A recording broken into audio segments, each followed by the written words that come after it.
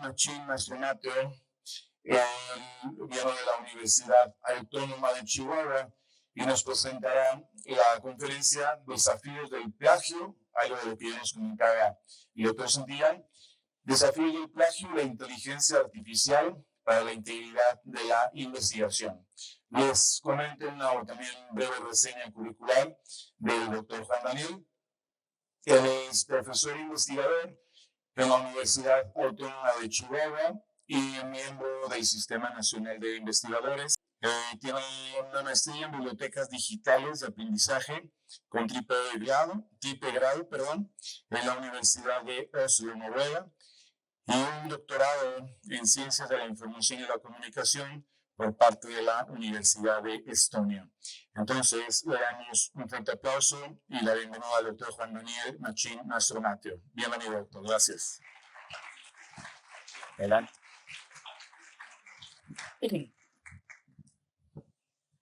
Muy buenos días. Muchas gracias a los organizadores por esta invitación para poderles acompañar el día de hoy. Espero que esta presentación les sea de interés y sobre todo de utilidad. Me pidieron que hablara del plagio y del uso de la inteligencia artificial a la luz de la integridad de la investigación. Como veremos, son temas un poquito delicados. Dividí entonces en tres partes muy sencillas esta presentación. Hablaremos primeramente acerca del plagio, luego de la inteligencia artificial y espero yo que la conclusión sea breve. Vamos a iniciar con una definición muy sencilla pero significativa del plagio según el Comité sobre la Ética en la Publicación, COPE. Nos dice que plagio es cuando alguien presenta el trabajo de otros, que puede incluir datos, palabras o teorías, como si fuera propio sin el debido reconocimiento. ¿Podemos estar de acuerdo con esa definición? Levante la mano, ¿verdad? Muy sencilla, ¿verdad? Significativa, son controversia, prácticamente, ¿no? Voy a centrar esta parte de la plática especialmente en el uso de los mal llamados software antiplagio, ¿sí?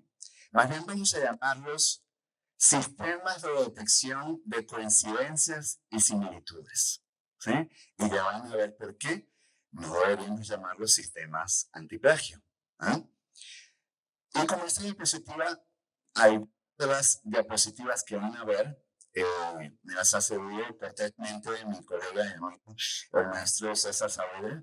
Ahí tienen su correo. Por si ustedes necesitan por alguna razón algún experto en plagio, para mí es el mayor experto que tiene México en plagio actualmente. Entonces anoté su correo, que va a estar en las distintas diapositivas que le tomamos prestadas.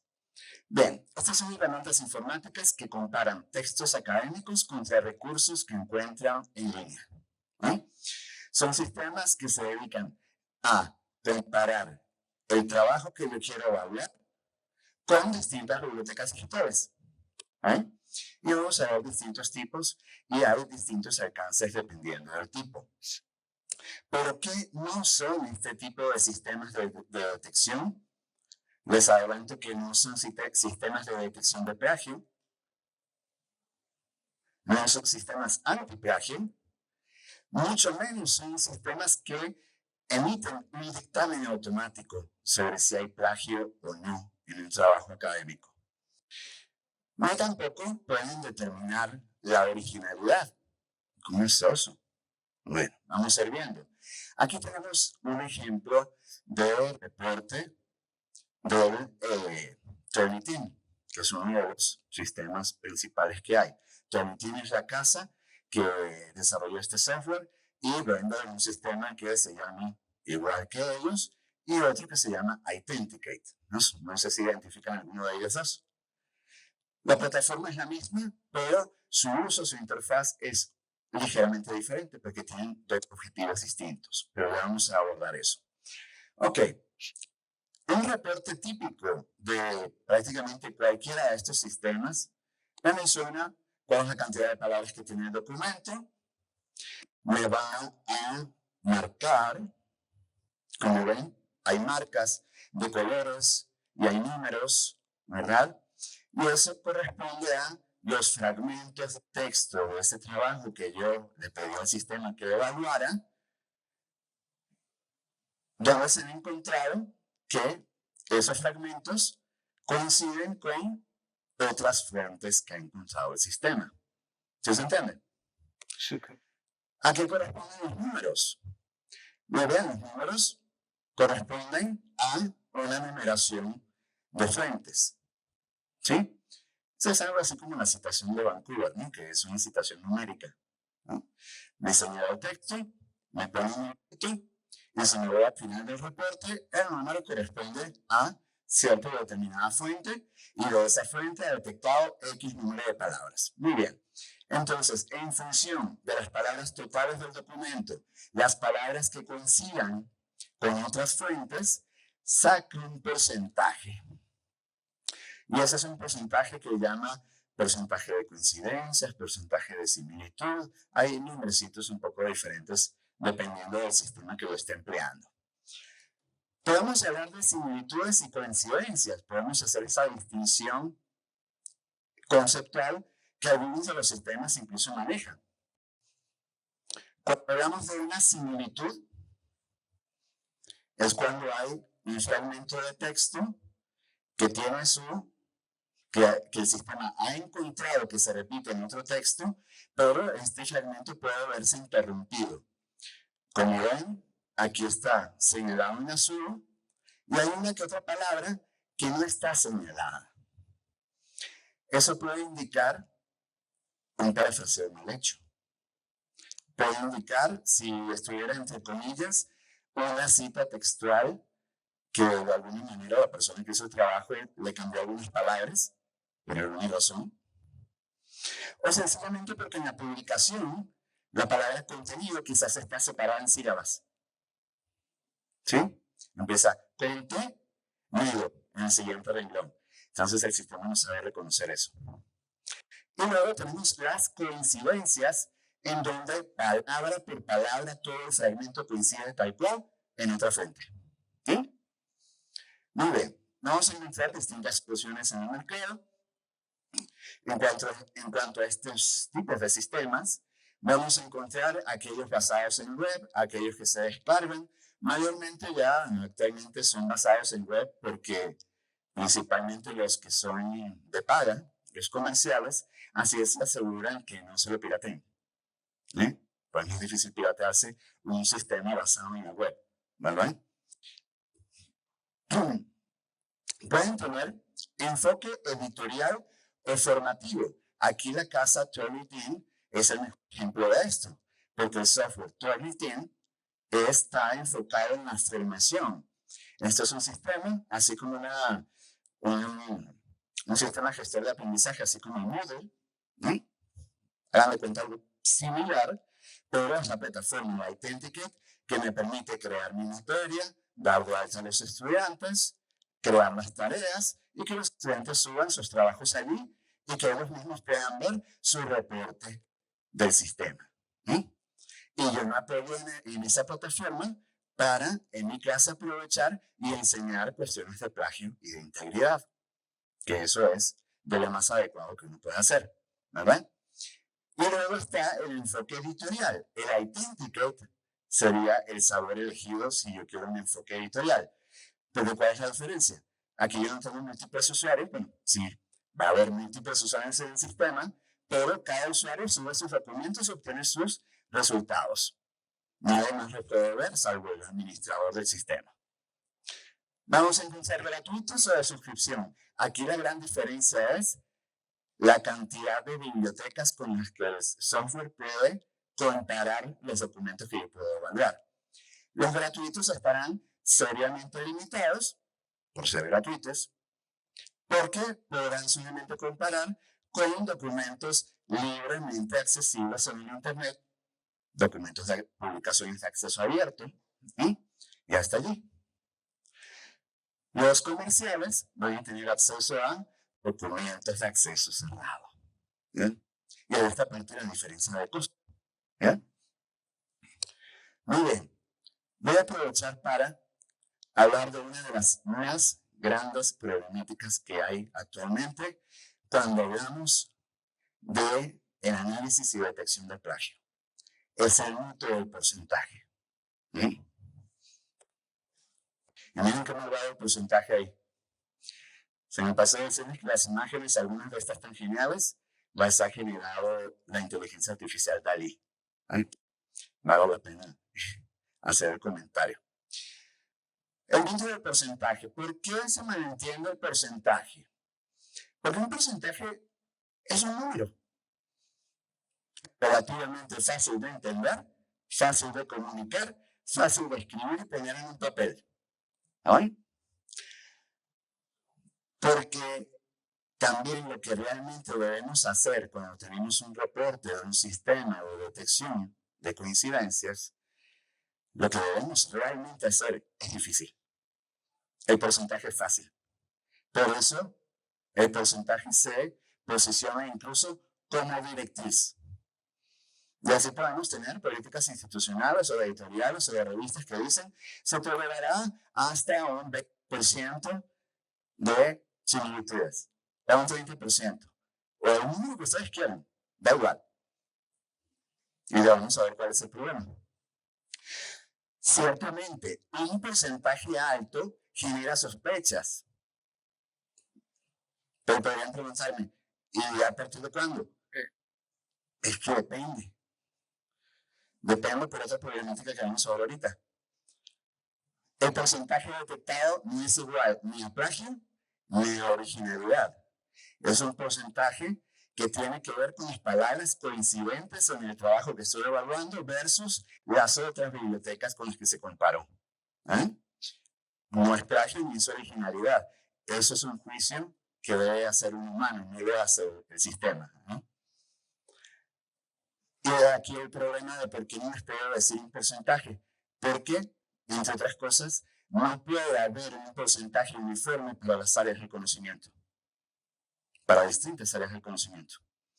Una área de conocimiento que podría tener un porcentaje altísimo en estos reportes y aún así podría no tener ningún de plagio, sería un trabajo de derecho, por ejemplo. ¿Por qué de derecho? Los abogados necesitan hacer copiosas citas para mostrar objetivamente las leyes, las regulaciones, para luego proceder a hacer sus interpretaciones. Necesitan el volumen de citas en volumen. ¿Miren? El medicina sería mucho más bajo en las áreas de la salud. ¿Dónde hay el porcentaje? De aquí les tengo la diapositiva totalmente a propósito en blanco y negro. Ya les dije, ¿qué representa el porcentaje? Es una relación entre el total de palabras del trabajo que estoy evaluando y el total de palabras coincidentes con otras fuentes. Muy bien, vamos a ir sumando. ¿Qué va sumando en ese porcentaje? Nombres de personas, de instituciones, de programas académicos, de cualquier cosa. Si yo pongo en un trabajo Sexta Jornada Nacional de Investigación en Salud durante 2024, la integridad científica en la era digital, eso me va a subir el porcentaje, porque ya está en otra fuente. Le pongo el nombre de mi universidad, de mi programa académico en una tesis, eso le suma el porcentaje. Es plagio. De ninguna manera. Vamos a ver qué otra cosa suma. Frases comunes. Cuando yo pongo en los trabajos las tecnologías de la información y comunicación, cuando pongo a mediados del siglo XX, cuando pongo esta investigación fue descriptiva, eso es plagio.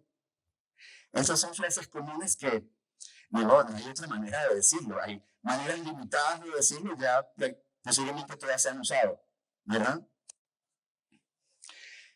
Van a requerir citas textuales correctas. Me puede decir, bueno, pero se le puede apagar la detección de cuando vea comillas. No lo haga. Porque eso me permitiría detectar una cita textual mal hecha. en que se haya alterado la cita. Y puede haber alteración en citas sin querer, como les decía yo, en la fuente original está separada por sílabas, pero puede haber una alteración maliciosa de la cita textual. Podría estar el autor alterándola para beneficiar su punto de vista, ¿verdad? Y eso sería peligrosísimo. Van a estar las similitudes y las coincidencias. Y luego va a estar el plagio, si es que lo hay. Eso sería el porcentaje de similitud, la sumatoria de todo esto. El plagio es una de las posibles cosas que puede haber en ese porcentaje. Incluso, si yo digo, bueno, se aprueban las tesis que tengan 30% o menos en el reporte de originalidad. Ok. ¿Y qué pasa si en ese reporte, si yo lo hubiera analizado apropiadamente, hubiera determinado que de ese 30%, el 100% era plagio, vil plagio? Estaría probatoria esa tesis, estaría aprobada. Ese es el problema de irnos con el porcentaje, ¿no? Pero ¿qué hay que hacer entonces? Bueno, ese reporte inicia con el porcentaje, pero el reporte mismo me reproduce el trabajo que yo le pedí que evaluara, aparecen todas las frases coincidentes señaladas, y bueno, alguien tiene que tomarse el trabajo de verificarlas. Un director de tesis responsable debería checar todas las coincidencias, idealmente con su estudiante, para que también sea parte del proceso de aprendizaje. ¿Eh? Y bueno, digo director de que debería ser parte de nuestro trabajo. ¿Eh? Como venía enfrente a una audiencia de áreas de la salud, aquí hice uso de ChatGPT porque no soy médico, obviamente, podría decir, no soy ese tipo de doctor. Entonces yo le planteé el caso a ChatGPT de que está mal irnos con el porcentaje para determinar que hay plagio. Le dije, ayúdame a dar un ejemplo para el área de la salud, donde el porcentaje, centrarnos en un porcentaje, sea algo equivocado. No fíjense lo que me dijo. Se hace un análisis de sangre que muestra un nivel de hemoglobina un 10% por debajo del rango normal. Y resulta que el médico se enfoca solo en este porcentaje, concluyendo que el paciente tiene anemia y que necesita un tratamiento específico. Sin embargo, la hemoglobina baja no siempre significa anemia. No debería basar el diagnóstico solo en este porcentaje, en este único examen. Me recomienda que otros exámenes hacer. Y aquí lo compara con el plagio. De la misma manera que un nivel de hemoglobina bajo no significa automáticamente anemia, o un porcentaje de similitud en un reporte de originalidad no significa automáticamente que haya plagio. Se necesita revisar el contexto, como el uso correcto de citas y la naturaleza del contenido para llegar a una conclusión. Saber si las frases señaladas se tratan de nombres, frases comunes, si son citas textuales, si están bien hechas, tienen sus comillas, tienen sus autores, bueno, los datos que se requieran según el estilo de citación, ¿vale? Pero se tiene que verificar. Muy bien. Lamento ser portador de malas noticias. Porque estos sistemas, al ser sistemas digitales, si una fuente de donde el plagiador obtuvo las ideas que copió y pegó, si las obtuvo de una fuente impresa que no está disponible en formato digital, no hay manera que una de estas herramientas lo detecte. Un plagiador serial, experto, podría irse a buscar fuentes de los 1900, de los 1800, ¿no? Y copiar, asegurándose que no está disponible en formato digital. Y por eso es tan importante que la publicación de libros académicos se haga siempre en formato digital. Es decir, si hay que elegir entre formato impreso y digital, elijan digital. El impreso, bueno, si queda una feria, se sacan algunos. ¿Cuál es la mala noticia? Bueno, un plagiador podría ser indetectable bajo ese principio y bajo el otro principio, porque esta herramienta nos permite detectar el plagio de una manera, de dos posibles. Y esto es con que haya coincidencia sintáctica en las frases. Es decir, que coincidan las palabras y su orden. No hacen un análisis semántico. Si la frase está escrita de manera sustancialmente diferente y no está escrita de esa manera en otra fuente, ahí esa fue una fórmula. Esas son las fórmulas de noticias. Bueno, las noticias, no mentira. La inteligencia artificial. Vamos a ver rápidamente algunos problemas que se han suscitado con la inteligencia artificial y la investigación científica. Primeramente, fíjense que cuando hubo este boom del uso extendido de ChatGPT, ya en 2022, si no me equivoco, empezaron a aparecer preprints en que los autores se apoyaban en ChatGPT, lo estudiaban en ChatGPT y lo ponían como autor. Así fue su vida, curiosamente, en NewArchive, ¿no? En el repositorio de preprints de áreas de la salud. Ya luego que fue evaluado el artículo, no está ChatGPT entre los autores cuando fue publicado en PLOS Digital Health. El punto es que hubo la oportunidad, gracias a esto, de que muchas editoriales, al formular sus políticas sobre el uso de la inteligencia artificial para la investigación y publicación, determinaran que, y lo podemos revisar en prácticamente cualquiera de estas políticas, primero y principal, la inteligencia artificial no puede ser autor. Nos remitimos a una de las directrices clásicas de la investigación y publicación científica, que comúnmente nos referimos a esta como el protocolo Vancouver, que indica que para ser autor hay que estar preparado para asumir la responsabilidad sobre el contenido que yo estoy publicando, sobre los resultados de investigación, responsabilidad académica, legal, moral, financiera, todo lo que corresponda a ser responsable.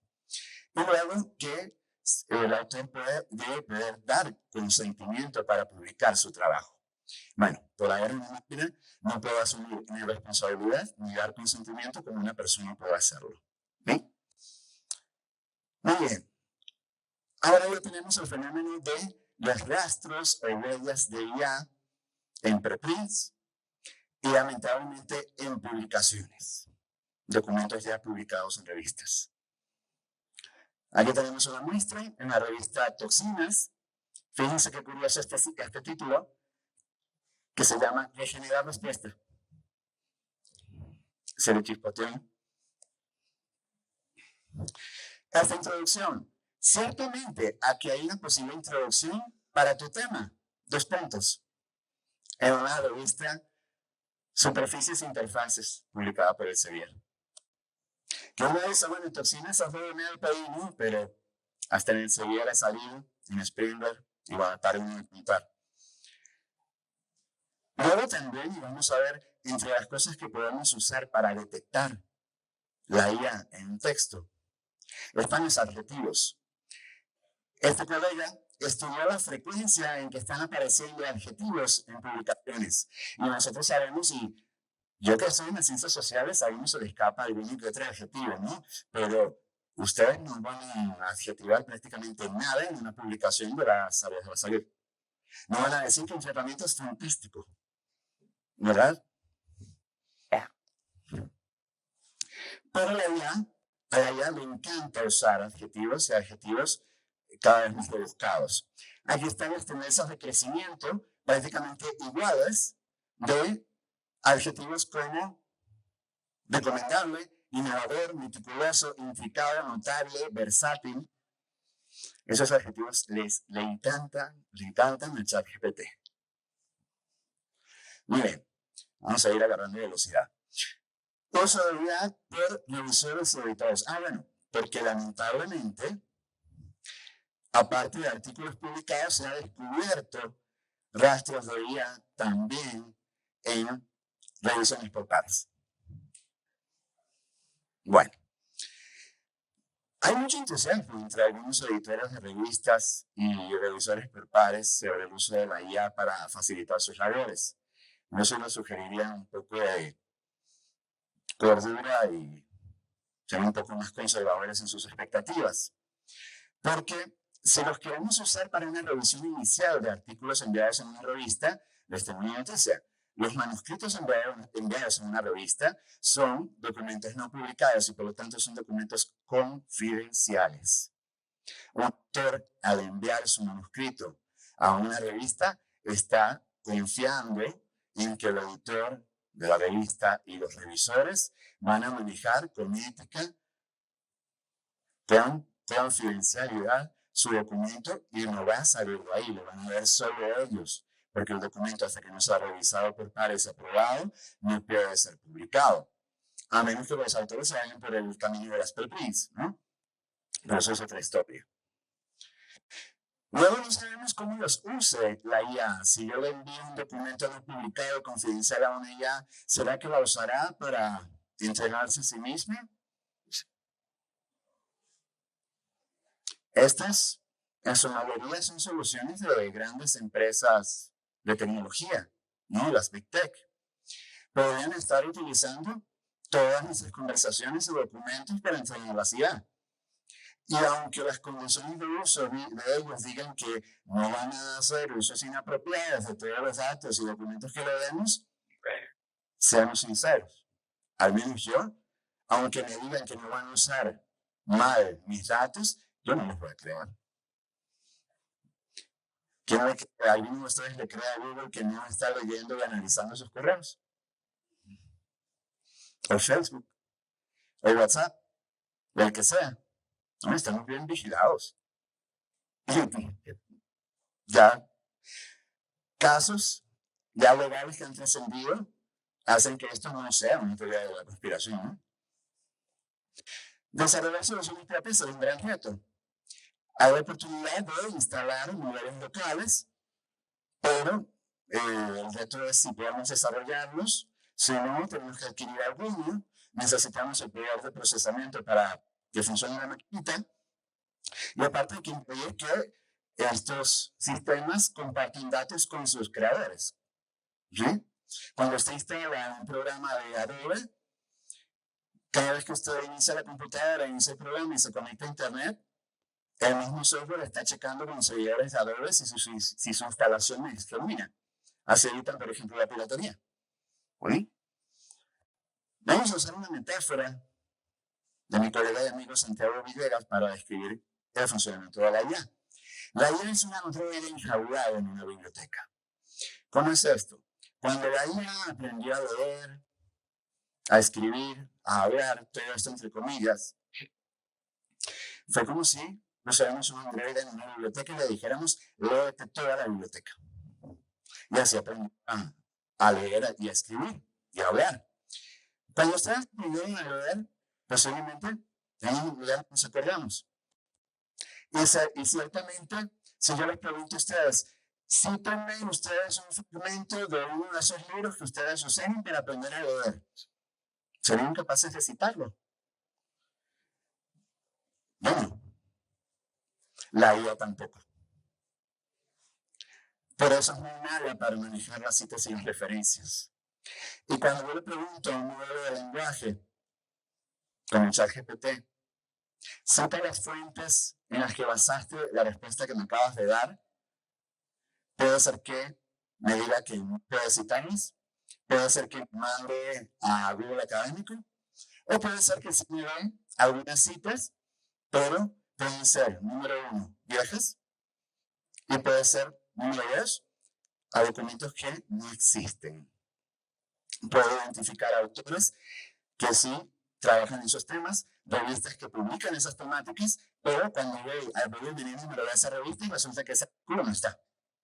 No existe. Y esto es lo que crea el fenómeno de las citas falsas. O, como me gusta llamarlo ahora, citas alucinadas. El problema trasciende cuando alguien genera un documento científico con ChatGPT, le agrega citas alucinadas, lo sube a un servidor de preprints, o incluso hasta lo llega a publicar. ¿Y en qué resulta eso? Esas citas alucinadas se acreditan a los autores.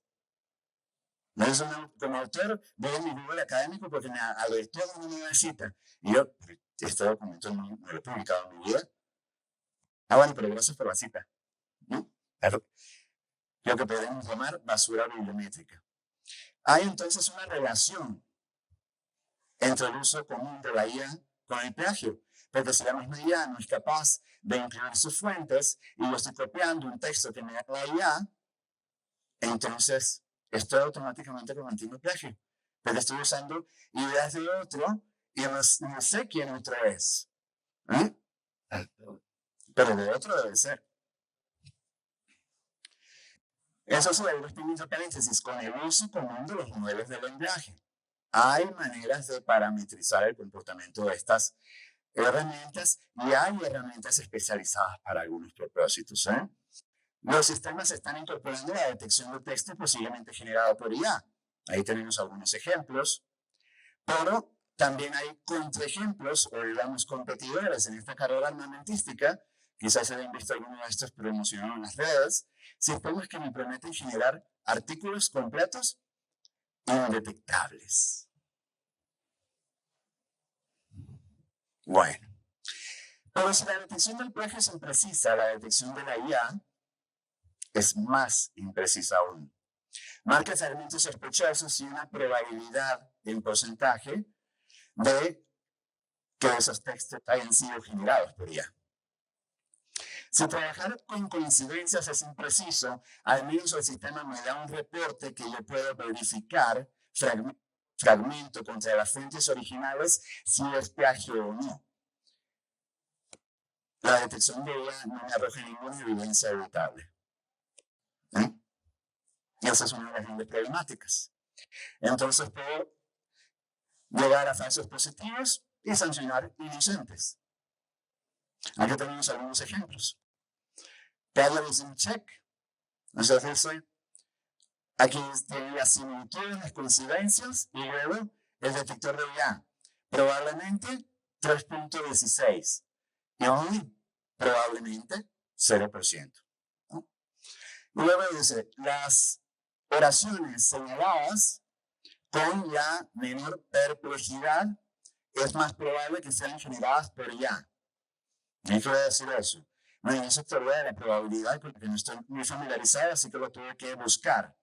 Cuanto menor es la perplejidad, más predecible es el modelo de lenguaje en este caso, porque son sistemas probabilísticos. Ellos no entienden lo que dicen.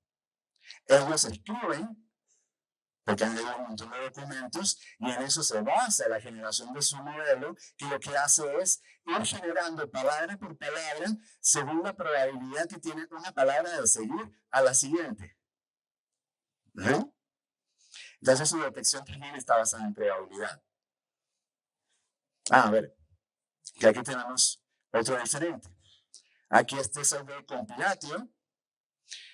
Tiene sus similitudes. Tiene 8% textos potencialmente generados por IA. Este es el alternativo.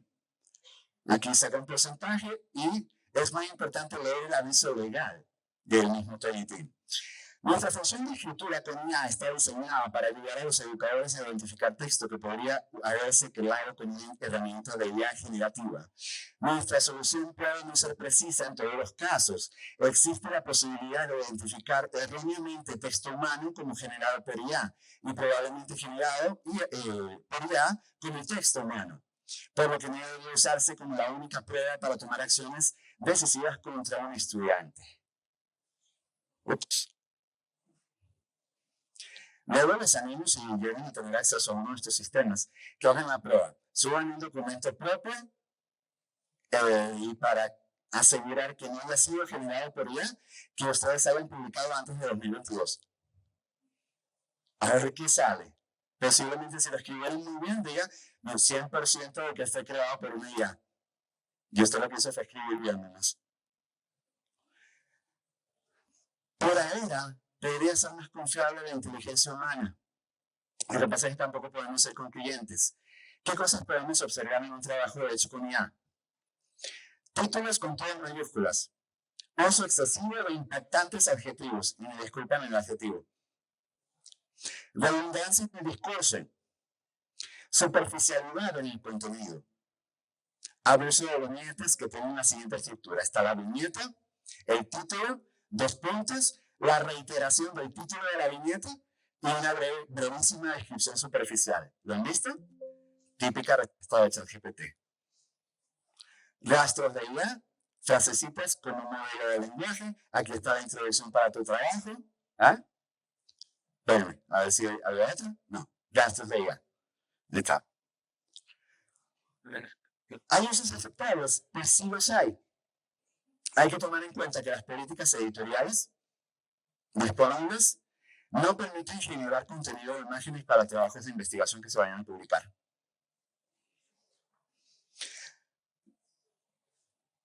Pero en usos que nosotros tengamos control del contenido a trabajar, es decir, que tengamos contenido de la biblioteca en la que está encerrado el androide. O le podamos decir al androide, no uses la biblioteca con la que fuiste entrenado. Y no consultes internet, sino que trabaja con este y este documento. Parametrizamos su uso y limitamos su biblioteca. Y tenemos nosotros el control de cuáles son las fuentes con las que estamos trabajando. ¿Por qué? Podemos citarlas y podemos verificar lo que está haciendo la IA por nosotros. Para corrección de estilo, aquí coinciden las editoriales en decirle, usted sí puede usar la IA para hacer corrección de estilo y redacción. Hay buenas opciones, lo malo es que están disponibles solamente en inglés. Lamentablemente no hay una en español. Espero que una de estas la traduzcan, pero si les toca escribir en inglés, estas son geniales. Entonces sí, no acepten todos los cambios de la IA de manera automática. Verifiquen primero, porque confunde sutilezas. Para la traducción, para resumir o localizar ideas específicas en un documento y compararlas con otros textos. Ahí hay algunos ejemplos de servicios que están muy buenos. Principalmente me gusta el de SciSpace. Luego voy a tener en mis redes las diapositivas, pero si a alguien le interesa, y ahí están, hay ligas a distintas cuestiones. Igualmente, con confianza, le pueden sacar fotito. Para editar transcripciones de discursos propios, en mi canal de YouTube, ahí les tengo un tutorial muy sencillo de que yo le edité a Word y Word saca un texto bien feo, sin puntuación ni estructura ni nada, y ahí les recomiendo un prompt para que ChatGPT les agregue la puntuación sin cambiar nada. Y les recomiendo un segundo prompt para que además estructure de manera temática, nuevamente sin cambiar ninguna idea ni agregar nada. Para búsqueda semántica de fuentes, para quienes batallen con la búsqueda booleana, en realidad era sueño de todo bibliotecario como yo, el que llegáramos a un momento tecnológico en que nos permitiera la tecnología la búsqueda semántica versus la búsqueda booleana, o usando lenguajes artificiales, y que llegara la búsqueda semántica o con lenguaje natural. Entonces, búsqueda de fuentes, consensus, site, y especialmente para ustedes es esta, Evidence Hunt.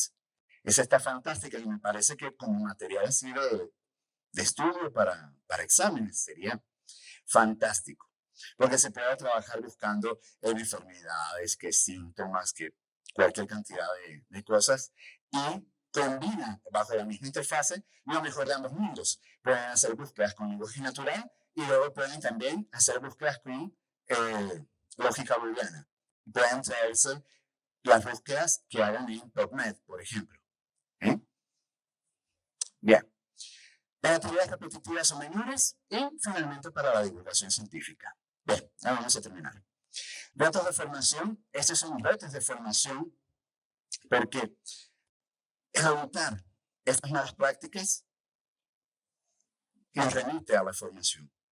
La prevención nos lleva al salón de clases, al hablar nuestros temas, a discutir con nuestros estudiantes la importancia de todo esto y también a asumir nuestra responsabilidad como docentes y que nuestras instituciones también compartan parte de esa responsabilidad, ¿no? Porque en esta lista de cargas astronómicas horarias de clase o cargas de más de una decena de tesistas en simultáneo, porque va a pasar algo de esto, va a dar lugar a malas prácticas. Hay que identificar o establecer directrices sólidas. A muchas instituciones le cayeron de sopetón en los casos de plagio, ¿verdad? Y algunos no tenían normativas de qué hacer en un caso de plagio. Todavía no todas han generado estas directrices y ya nos cayó encima de la inteligencia artificial y ahora no una sino dos directrices, ¿no? Para usar la IA, algo muy importante es que yo debo saber lo que estoy haciendo y saber hacer lo que quiero que esta haga. La formación del individuo es una progresión. Necesitamos algo de pensamiento científico aunque no seamos científicos o investigadores. Eso hace una sociedad más consciente, más informada, que tome mejores decisiones. Pero la raíz de eso es aprender matemáticas, posiblemente. Aprendemos a sumar, a restar, multiplicar, dividir con las manos, con la mente, en papel, hasta que lo dominamos usamos la calculadora para operaciones más difíciles. Aprendemos nociones estadísticas antes de meternos con el paquete de software estadístico. Porque así, el paquete de software estadístico nos saca todos los cálculos que yo quiera. Pero si no entiendo los conceptos de lo que estoy haciendo, el sistema puede ser muy bueno, pero el humano operándolo no sabe lo que está haciendo. Lo mismo con la inteligencia artificial. Es una tecnología de asistencia, no de sustitución. ¿O acaso queremos que sea de sustitución? Piensen en eso.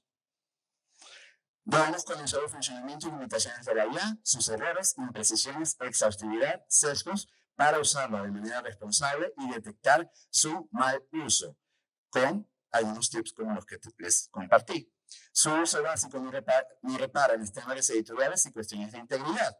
Y finalmente se requieren conocimientos fundamentales, como les decía ya, pero agregados a los anteriores, de fuentes de la información, de su relación, confidencialidad, de publicaciones, de citación, de metodología, de redacción, de ética y de integridad. Agradezco mucho su paciencia, su atención. Si les gustó esta presentación, les invitaría a acompañarme en las redes. Pueden encontrar especialmente mi canal de YouTube en youtube.com, Juantífico, o buscar Juantífico. Ahí me consiguen con facilidad. Hago videos sobre información, investigación y publicación científica. No lo olviden, es Juan, es científico, es Juantífico. Agradezco su atención y quedo atento a cualquier pregunta. Gracias. Okay. Muy bien, pues interesantísimo, sin duda, la ponencia presenta el doctor Juan Daniel Machín Mastronate, Juantífico, doctor. Juantífico, así lo encontramos por ahí en redes. Y bueno, de alguna manera, pues hay espacio para preguntas, si fuera el caso. Aquí está el maestro. No, ok, maestro. Pues me la llave, León. Veo que tú quiero de no solamente por esta, yo aquí, sino por la lengua que nos utiliza, de los trabajos de publicidad en este foro, voy a la duda que nos utiliza, por ser publicados de tu audience, nombres, las nuevas, uno a estirar, yo, Davis, algo en este tema. Excelente. Tiene que ver con fue mañana el poeta todo el sentimiento criticar la idea de la atención o de estar que hacer para que realmente las discusiones y sobre todo las actividades y realmente que la directiva para contributo y la televisión y no nos queden que tengan pueden empezar desde la capabilidad o buscar el sí. También ahí está de nuevo la gratuidad y el de Bromwich. El que la especialista tiene un momento y luego de la chinación se ultra desconfiado. Hay que contestar, hay que saber para qué sirven, para qué no. Pero sí se escucha, ¿verdad? Prácticamente. Entonces, su punto de vista respecto a ciertas regulaciones, claro, sin caer en el exceso de regulación, ¿no? Claro, gracias. Algo muy importante es la prevención Y es irónico hablar de prevención aquí en un evento del área de la salud, ¿no? Porque muchas veces los problemas vienen por una mala prevención, porque los pacientes no son precavidos, porque no hacen caso. Yo también soy un paciente que no hace caso, ¿no? Así no sé qué. Pero el punto es que el problema es que en las instituciones muchas veces tiene que pasar algo grave para que se atienda. Y no se puede seguir así.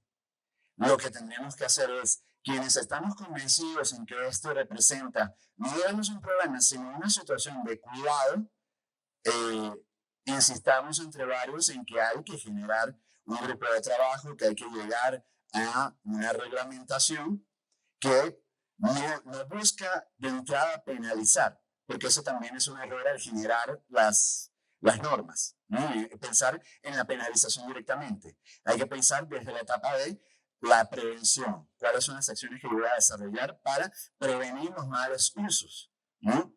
Y también toca hacer prácticas y enterarse y capacitarse en las instituciones para no caer en estos mitos como el porcentaje del plagio, ¿no? O pensar que el software ya me resolvió la detección de la IA, cosa que no hay nada más lejano de la realidad, pero seguro me aporta al respecto. Gracias. Gracias.